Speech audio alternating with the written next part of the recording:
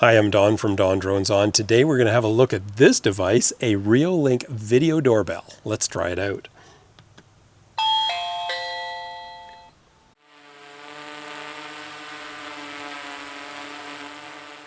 The folks at Reolink were kind enough to offer me this new doorbell in exchange for a review. But as always, I'll give you my honest impressions, both the good and the not so good. Let's start with the basics.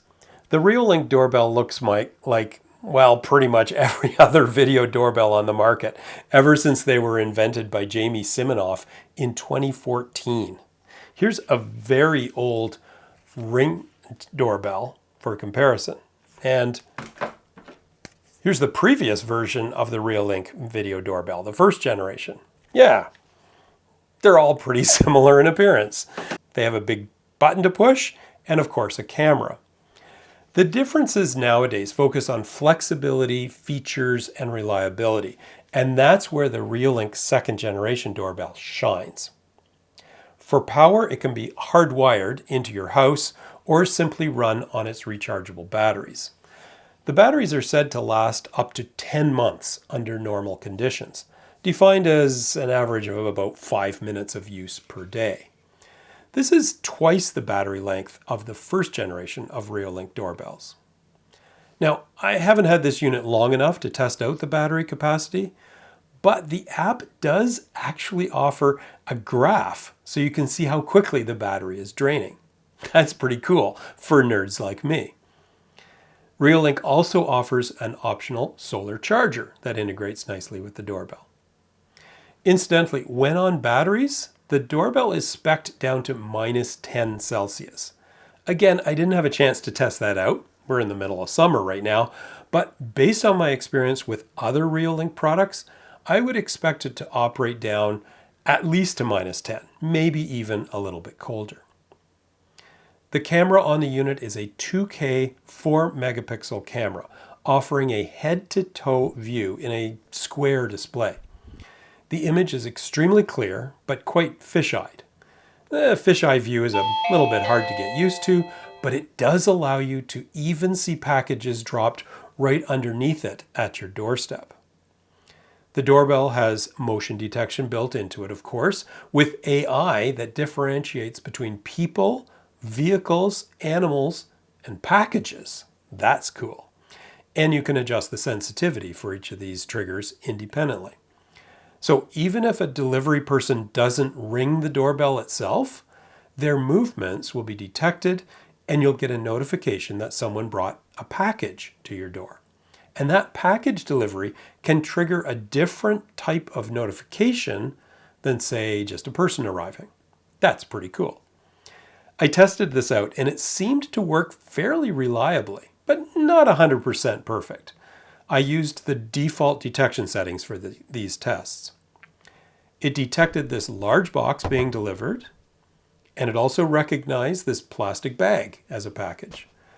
But then it did not detect this smaller cardboard box. Surprisingly, it correctly did not flag this red grocery bag as a package. But then this shifty character appeared and started stealing packages off my porch. It detected the person, but it did not flag the package that he stole. I wondered if the balaclava was confusing the camera, but even a regular baseball cap thief was not flagged as carrying away the package. I mean, the person was always detected, but the package wasn't identified as the trigger. Interesting. Anyway, if a visitor hits the doorbell, you can talk to them in real time. There's a tiny delay, but it certainly works. Okay. And of course, you can do this even if you're not home. And if you want to protect your privacy, you can use a voice mask that makes you sound like an old man, a robot, or a clown. It's a nice idea, I guess, to mask your identity, but the voices are really strange. Check it out. Hi, John. Come on in. Oh, you sound like an old man. What is that? That's a clown. Oh, hi, John. Come on in. I'm a robot. You don't sound like a robot. Say some more? Hi there. come on in. To me, these voices are just creepy. I think it would be way more effective just to have maybe the option to have a fake dog barking in the background or whatever. Voice masking is a new feature with the second generation doorbell, and perhaps they can improve it over time. Now, if you don't want to speak yourself at all, or if you're too busy to answer, you can send a pre-canned message with the touch of a button on the app. The main ones are sensible and useful, but there are several that are very strange, including Christmas and sports themes. Hi there, I'm a bit tied up right now. Feel free to leave a message. Hi, please leave the package at the door. We'll get it later. Hi there! Unfortunately, no one is here. I'm at the North Pole getting the presents. We are playing an away game right now. Please leave your comments in the mist zone. It would be really nice to be able to record your own canned messages, but you can't do that at this time. Now, all of this real-time stuff works via the Reolink app. But of course, all events, such as movement detection, are also recorded and available for playback on your phone. You can also use the Reolink app on a PC. Video recording is done locally, either to an onboard microSD card or onto a Reolink hub unit on the same network. The great thing about it being recorded locally is that there are no subscription fees or any privacy issues. Your footage stays on your devices, not in the cloud. For more sophisticated users, there are also options for storage via NVR, FTP, or even using IFTTT. The IFTTT, or if this then that option, is new with the second generation doorbell. IFTTT allows simple cross-platform home automation routines, such as turning on floodlights if someone rings the doorbell. Now, if that range of features isn't enough, there are other capabilities that add to the flexibility of this doorbell.